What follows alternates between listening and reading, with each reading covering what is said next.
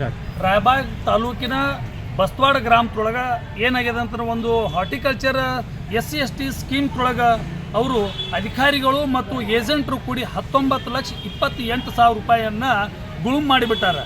ಇದು ಇಡೀ ತಾಲೂಕಾದ್ಯಂತ, ಜಿಲ್ಲಾದ್ಯಂತ, ರಾಜ್ಯಾದ್ಯಂತ ಇದ್ರೂ ಸಹ ಇದನ್ನು ಒಂದು ಸ್ಕೀಮ್ ಮುಖಾಂತರ ರೈತರಿಗೆ ಏನೋ ಒಂದು ಆಮಿಷ ಒಡ್ಡಿ ಇದನ್ನು ಅವರು ಏಜೆಂಟ್ರು ಮತ್ತು ಅಧಿಕಾರಿಗಳು ಕೂಡ ಇದನ್ನು 19,28,000 ರೂಪಾಯಿಯನ್ನು ಇದನ್ನು ಸಂಪೂರ್ಣವಾಗಿ ಅವರ ಫೋರ್ಜರಿ ಮಾಡಿ ರೊಕ್ಕನ ತಗೊಂಡ್ಬಿಟ್ಟಾರ. ಇದಕ್ಕೆಲ್ಲ ಸಾಮೀಲುಗಳು ಅಧಿಕಾರಿಗಳು ಇದನ್ನು ವರದಿ ಜಿಲ್ಲಾ CO ಸಾಹೇಬರು ಸಹಿತ ಇದನ್ನು ವರದಿ ಕೊಟ್ಟಾರ. ಇದಲ್ಲದೆ CR ಸೆಲ್ SP ಸಾಹೇಬರು ಸಹಿತ ಇದಕ್ಕೆಲ್ಲ ವರದಿ ಕೊಟ್ಟರು ಸಹಿತ 4-5 ತಿಂಗಳು ಆದರೂ ಸಹಿತ ಇವರು ಯಾರೂ ಅಧಿಕಾರಿಗಳು ಕ್ರಮ ತಗೊಂಡಿಲ್ಲ.